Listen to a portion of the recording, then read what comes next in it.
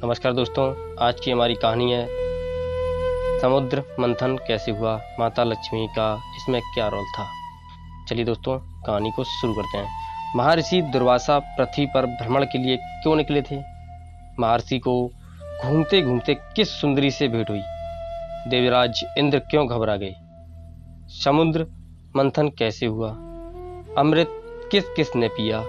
आप इस वीडियो में माता लक्ष्मी की कहानी के बारे में पूरी कहानी समझोगे। चलिए दोस्तों, कहानी को शुरू करते हैं। एक बार भगवान शंकर के अंशभूत महर्षि दुर्वासा पृथ्वी पर भ्रमण कर रहे थे। घूमते घूमते एक मनोहर वन में गए।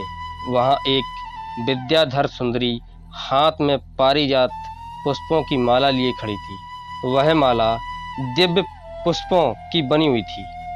उसकी दिव्य गंध से समस्त वन प्रांत सुगंधित हो रहा था। दुर्वासा ने विद्याधरी से वह मनोहर माला मांगी। विद्याधरी ने उन्हें आदरपूर्वक प्रणाम करके वह माला दे दी। माला लेकर उन्मत्त वेशधारी मुनि ने अपने मस्तक पर डाल ली और पुनः पृथ्वी पर भ्रमण करने लगे। इसी समय मुनि को देवराज इंद्र दिखाई दिए, जो मतवाले ऐरावत पर चढ़कर आ रहे थे। उनके साथ बहुत से देवता भी थे। मुनि ने अपने मस्तक पर पड़ी माला उतार कर हाथ में ले ली। उसके ऊपर भंवरे गुंजार कर रहे थे। जब देवराज समीप आए तो दुर्वासा ने पागलों की तरह वह माला उनके ऊपर फेंक दी। देवराज ने उसे ऐरावत के मस्तक पर डाल दिया। ऐरावत ने उसकी तीव्र गंध से आकर्षित हो सूंड से माला उतार ली और सूंघ कर पृथ्वी पर फेंक दी। यह देख दुर्वासा क्रोध से जल उठे और देवराज इंद्र से इस प्रकार बोले, अरे ओ इंद्र, ऐश्वर्य की घमंड से तेरा हृदय दूषित हो गया। तुझ पर जड़ता छा रही है, तभी तो मेरी दी हुई माला का तूने आदर नहीं किया। वह माला नहीं, श्री लक्ष्मी जी का धाम थी। माला लेकर तूने प्रणाम तक नहीं किया, इसलिए तेरे अधिकार में स्थित तीनों लोगों की लक्ष्मी शीघ्र ही अदृश्य हो जाएगी। यह साफ सुनकर देवराज इंद्र घबरा गए और तुरंत ही ऐरावत से उतरकर मुनि के चरणों में पड़ गए। उन्होंने दुर्वासा को प्रसन्न करने की लाख चेष्टाएं की, किंतु महर्षि टस से मस न हुए। उल्टे इंद्र को फटकार कर वहां से चल दिए। इंद्र भी ऐरावत पर सवार हो अमरावती को लौट गए। तब से तीनों लोगों की लक्ष्मी नष्ट हो गई। इस प्रकार त्रिलोकी के श्रीहीन एवं सत्वारहित हो जाने पर दानवों ने देवताओं पर चढ़ाई कर दी। देवताओं में अब उत्साह कहाँ रह गया था, सबने हार मान ली थी। फिर सभी देवता ब्रह्मा जी की शरण में गए। ब्रह्मा जी ने उन्हें भगवान विष्णु की शरण में जाने की सलाह दी तथा सबके साथ वे स्वयं भी क्षीर सागर के उत्तर तट पर गए। वहां पहुंचकर ब्रह्मा आदि देवताओं ने बड़ी भक्ति से भगवान विष्णु का स्तुति किया। भगवान प्रसन्न होकर देवताओं के सम्मुख प्रकट हुए। उनका अनुपम तेजस्वी मंगलमय विग्रह देखकर देवताओं ने पुनः स्तवन किया। तत्पश्चात भगवान ने उन्हें क्षीर सागर को मथने की सलाह दी और कहा, इससे अमृत प्रकट होगा। उसके पान करने से तुम सब लोग अजर अमर हो जाओगे। किंतु यह कार्य बहुत दुष्कर, अंततः तुम्हें दैत्यों को भी अपना साथी बना लेना चाहिए। मैं तो तुम्हारी सहायता करूंगा ही। भगवान की आज्ञा पाकर देवगण दैत्यों से संधि करके अमृत प्राप्ति के लिए प्रयास करने लगे।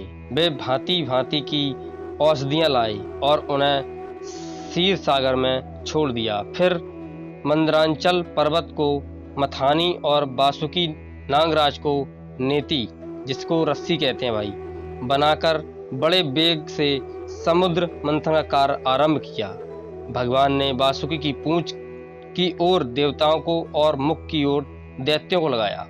मंथन करते समय बासुकी की निस्वांगिन से झुलसकर सभी दैत्य निस्तेज हो गए और उसी निश्वास वायु से विक्षिप्त होकर बादल वासुकी की पूंछ की ओर बरसते थे, जिससे देवताओं की शक्ति बढ़ती गई।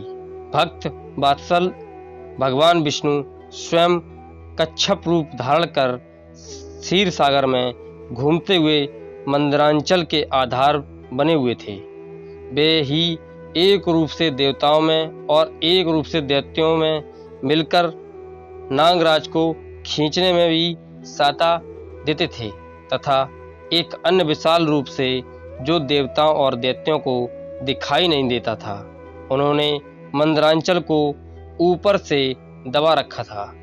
इसके साथ ही वे नागराज वासुकी में भी बल का संचार करते थे और देवताओं की भी शक्ति बढ़ा रहे थे। इस प्रकार मंथन करने पर क्षीर सागर से क्रमशः कामधेनु, बारुणी देवी, कल्पवृक्ष और अप्सराएं प्रकट हुईं। इसके बाद चंद्रमा निकले। नए महादेव जी ने मस्तक पर धारण किया।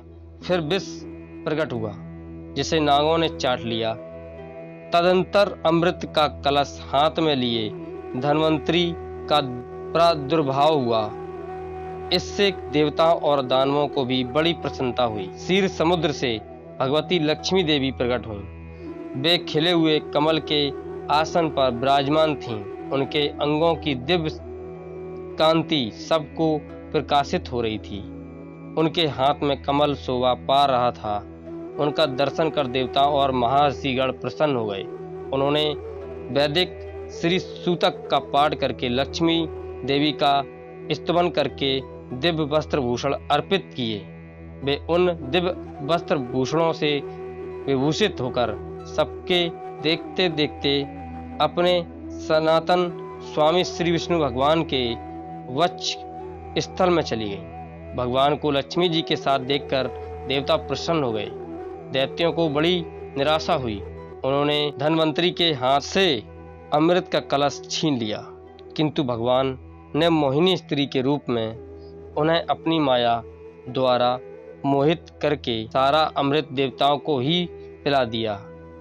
तदंतर इंद्र ने बड़ी विनय और भक्ति के साथ श्री लक्ष्मी जी ने देवताओं को मनोवांछित वरदान दिया। दोस्तों, ये थी माता लक्ष्मी की कहानी को समझाने का प्रयास किया है।